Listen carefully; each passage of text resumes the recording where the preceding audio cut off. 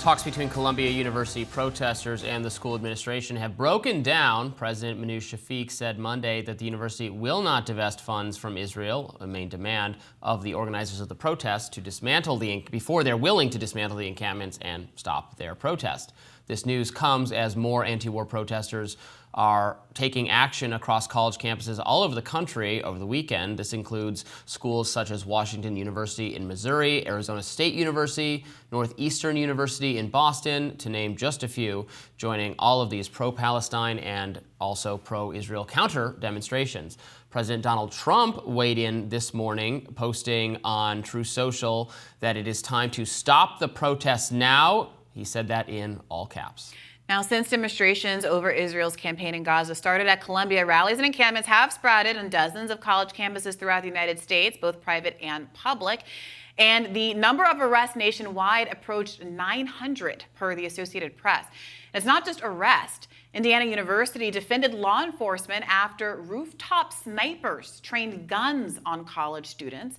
As more than 50 students were arrested there. Snipers were also spotted at Ohio State University, evoking the tragic Kent State killings, which of course resulted in the death of 4 student protesters, including 3 Jewish student protesters. A pro-Israel protester at UCLA yesterday spit on a pro-Palestine protester, calling him a bitch ass N-word. A pretty shocking turn of events. One of the most viral stories of the weekend involved an allegation that a pro-Palestine protester at Northeastern had shouted, "Kill the Jews," which prompted Northeastern to clear the Gaza Solidarity encampment. However, as has been happening in several of these cases, videos subsequently emerged that confirmed eyewitness testimony by NPR Boston's Tori Bedford that it was in fact a pro-Israel counter-protester holding an Israeli flag that had shouted the hateful statement as a provocation. Video also emerged showing police tasing a black student on the University of Georgia's campus late last week who had already been restrained and was on the ground, seemingly immobilized. And students weren't the only ones subjected to this kind of state violence. Emory professor Carolyn Folan was tackled violently to the ground by police after she tried to verbally intervene on behalf of a student that was being roughhoused by cops. She was later charged with a battery against a police officer. The video, which you can see here, doesn't seem to suggest that happened. Get on the ground.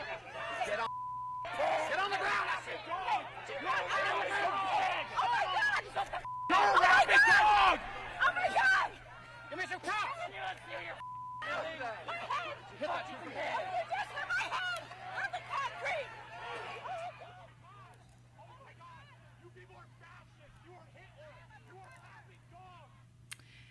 ASU chief of police was also caught on camera slashing holes in tents. Meanwhile, white supremacists marched in Charleston, West Virginia over the weekend with apparently no police presence whatsoever.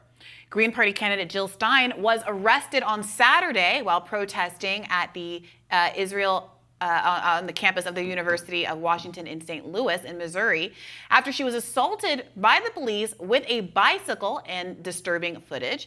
Speaking to Al Jazeera English following the attack, this is what she had to say. Not that far into it, the police basically attacked us and assaulted us as well as arrested us. It's very clear that there's been an outrageous tradition of violence against Palestinians from the get-go. So Zionism is something that needs to be debated. She also said that anti-Zionism does not mean being anti-Semitic. Jill Stein, obviously a Jewish woman herself and a presidential candidate for 2024. With these protests and with the police response to the protest, my view is that it's increasingly difficult for those who would want to discredit the protest to characterize the student protesters themselves as violent when they are being met with such overwhelming violence from the state in the name of keeping peace. What do you make of it? Look, I think a lot of the video footage we saw over the last couple of days is very bad, is very concerning. I think sending the police after protesters is a very dubious thing to do, given the protests we've seen thus far, not being characterized particularly by violence, being characterized perhaps by violating university policies with respect to if there are encampments for too long in places that they're not allowed to do that. Those are academic matters, and I think dealing with them academically is fine. But yes, wrestling people to the ground, that kind of thing. Training snipers on them? Is escalating matters and is not what we want to see, because obviously we must protect the robust tradition of free expression and of protest. Even you don't have to agree with what they're saying. Even if you do characterize the protests as anti-Semitic, that doesn't mean the protests are not allowed to take place. There can only be a police response if there is actual violence. And we have not seen a lot of, you can say you've seen hateful messages or whatever you think you've seen, but have you seen violence? No, you haven't seen a lot of that. So I think what we're hearing from the counter reaction from police and from authority figures saying how to deal with it, I think a lot of what they're calling for is not good. And frankly, I have seen be criticized by some people on the right who are saying, well, wait a minute. If the protests, if these protests result on police being sicked after them, the same thing could happen to our protests. If we're going to have I saw Richie Torres, who you criticized quite a lot by name on this show, him and someone else calling for, he's a Democratic congressman from New York, calling for like an anti-Semitism task force at the national level, I believe, which that idea I was seeing getting mocked by a lot of conservative figures. This is exactly the kind of DEI enshrinement type action that we are fighting against, that results in free speech coming under attack. You cannot have the government weeding out people for wrongthink, including for anti-Semitism. If you think there's anti-Semitism, you can criticize it. You can use your free speech to fight it. We don't want the government enshrining into law more protected statuses, more task forces on college campuses. These have all been things that have damaged free speech without making the supposedly marginalized group any safer or better off. And to be clear, this is so much work. This is not like a DEI issue. This is an effort to deputize basically the ADL to pay for its own censors on campus, to administer what it thinks are incidences of anti-Semitism. That's exactly what we call a DEI issue. But well, no, this is not an internal organization making decisions about how it wants to staff itself or have what kind of student body it wants. That's a business. Many of these private universities where these DEI fights have been going down, making independent decisions about how they want to run things. This is a government actor aligning with the ADL, not in the interest of diversity, equity, and inclusion, but specifically to advance a political goal, which is maintaining silence on criticism of Israel. That is a very different thing. This is not about. I don't think that's a very different thing. Okay, well, you don't have to. I'm saying that I think it is, and this is why it's so pernicious, because this is a state-sponsored intervention into a private company, a private industry in the case of most of these private universities, and trying to prevent free speech by the students there and articulating any worldview that is critical of a foreign nation.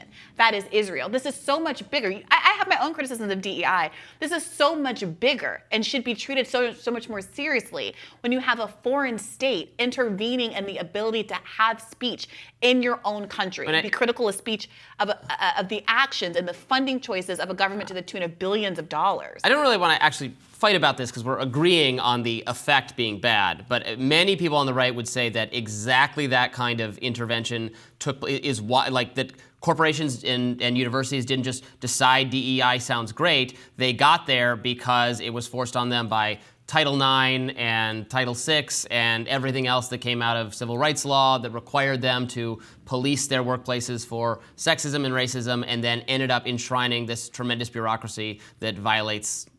Look, if you think laws that say it's illegal to discriminate against black people and women are the same thing as a law that says you're not allowed to say, no, we're saying to criticize that laws Israel, that do then that, I don't need to fight with you about that. We're saying that laws that sound like they're out to do that end up being used to settle political Robby, you've made it really clear that when segregation ended in the 1960s, there should have been no laws that enforced segregation, because that would have been a bad thing. Because That's not. So what do you want? Like, you can't have it both ways. But the people. We had legal segregation until my parents were kids. The people saying. My parents were born in a country, in an apartheid state where they did not have equal rights under the law. That ended when they were in elementary school. What was supposed to happen at that point? I don't see how you can see that. That is what the ADL is saying that they're doing. That is what the pro-Jewish groups are saying. That Jewish lives are at risk, and unless you have this task force to prevent discrimination against them, that is what they are saying, and it is being used for a bad bad end that you recognized. So I don't see why you can't was recognize it in all these other circumstances. Because there were laws on the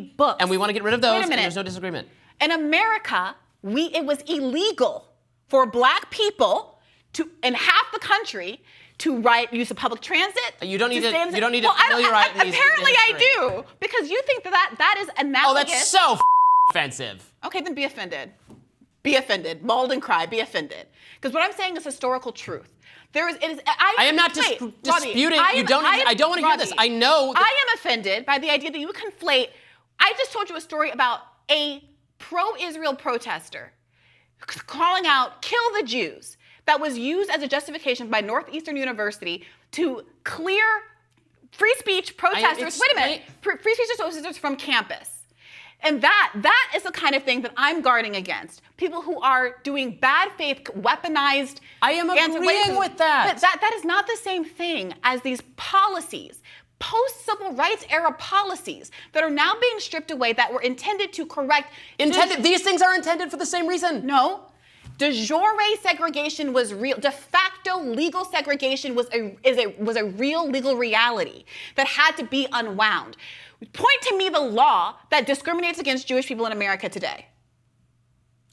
No, what I'm saying is that they're using that in bad faith. Because there was a time when there were quotas for Jewish people at school. All of these things were true, and I think it was good and right that. Well, the ADLU will muster. No, you asked me. The ADLU will muster. But I'm not agreeing with this, but they will come up with a list. Let me finish. They will come up with a list of hate crimes that have been perpetrated against Jewish people that they believe are escalating, and they have some. Now, I have criticized that characterization, and I've said that should not be used to take away people's free speech or due process rights. What I'm saying but they will say that there are bad. What I'm saying is that it's good and right to have structural reforms to get at the structural codified discrimination that existed against black people and Jewish people. And I'm saying that is a different thing. Anti-Semitism is real. This is not an issue. I'm not agreeing with you. I want to make it very clear. My critique is not that isn't real discrimination that should be administered to with various policy regimes.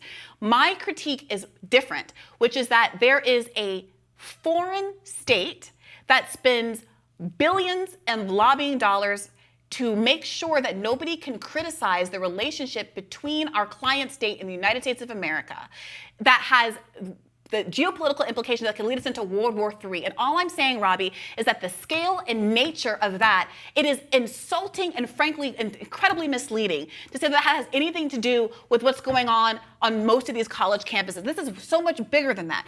These speakers at Columbia are protesting because Columbia literally is invested in weapons manufacturers. And do you know why so many colleges are invested in weapons manufacturers? Because it's one of the most profitable sure bet enterprises, because America decides when wars happen. We puppeteer a whole global system of violence because we are the ones that fund the weapons and profit mightily from it. Well, I don't need to sit here and explain the military-industrial complex to you. I know that you get it. You're going to explain to me things I already understand is the order of the day. But the point of the matter here is that this is not just DEI. I don't agree that wars are only and always America's fault, that we are the only country capable of acting on the world stage. Well, that's a straw man, so you can feel that, and I don't have to push back against that because that's obviously not what I said. The thing that people should be focused on. So many people are trying. The right. So many conservatives are trying to derail people from having natural sympathy, frankly, for these protests. Most people look at a 50-year-old woman being wrestled to the ground, saying, "Please don't hit my head on the concrete," as a complete and total overreach. But you have to start asking yourself the question: why is the state reacting in this way? Why is there such kind of coordinated pushback against students standing on their campus saying, please don't do violence, please don't do war? Why is it that Bill Ackman and people are switching political parties and switching sides? Bill Ackman just came out saying he doesn't want to support Joe Biden. Oh, okay. So what is really motivating your politics here? I thought you're a Democrat. I would think you would care about abortion and all of these substantive issues that Democrats, no matter how much you don't like Joe Biden, care about. But suddenly this one thing is willing to motivate you to completely switch sides? Well, what is going on here? The conflict than the protesters and the Joe Biden. Okay, all I'm trying to point out is that there are these really big, high-level issues that completely.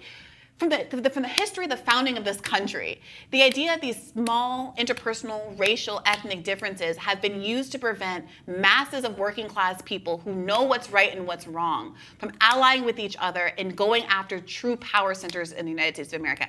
And the reason that I push back against some of the DEI characterizations is because they're being used the same way that the existence of black people was used to shut down almost all of the public swimming pools in the United States of America, was used to make sure that we didn't get Medicare for all because people didn't want black people to be having the program, was used to prevent us from having any number of social programs, including school funding, because it's the feeling, so all these social welfare programs are going to be going to an undeserving poor that gets racialized in a way that makes white people feel safe, that it's never going to be excluded from this. And I feel like DEI is going in that direction, and I'm concerned about that being used to divide solidarity in this moment. I recognize you getting, I understand, but I'm not criticizing. Obviously there is racism and there's anti-Semitism. What we're criticizing is a set of policies that seem, or I am at least, that seem increasingly ridiculous, are not improving matters for the marginalized community that is applied to by the policy. That, we're talking about the kind of, what was that case we had where the ACLU is under labor investigation because they use a DEI policy to fire an Asian woman who thought the boss was not good because he had used, and then it was racially coded that they fight. Like, it's this kind of ridiculous workplace nonsense that these places got themselves into because of DEI. That. But is this a workplace issue? Is a Congress member aligning with the ADL to put censorship trackers, anti-Semitism trackers at university, a workplace issue? It's the same kind of well-intended, but obviously going to result in greater harm and greater threats to free speech and just diversity of thought and all that. It's a different kind of thing. That's my objection, and we can differ on that. But to me, it's a radically different kind of thing. To critique the thing, but everything isn't DEI. Everything isn't, what was the one before that? Woke. Like, come on. Like, it starts to seem so unserious, and it doesn't preserve your ability to make valid criticisms about DEI. That case, that Matt Brunig segment that we did, I think is absolutely right. The ridiculousness of that one form that went around. I understand not using, when they use critical race theory. That's not critical race theory. When they use critical race theory. Yeah, but with I think DEI is a better catch-all terms for the thing we're describing here. Well, in this case, does in fact relate. This isn't even a workplace issue, right? This anti-Semitism, whatever watch group that Richie Torres and the ADL are linking up to privately fund. Well, yeah, but it's in response to things going on in campuses. I mean, it's all right. It's that's the only DEI in the educational environment rather than the workplace. I mean, that's not. I don't think that's so dissimilar, but that's our debate on the subject. More rising right after this.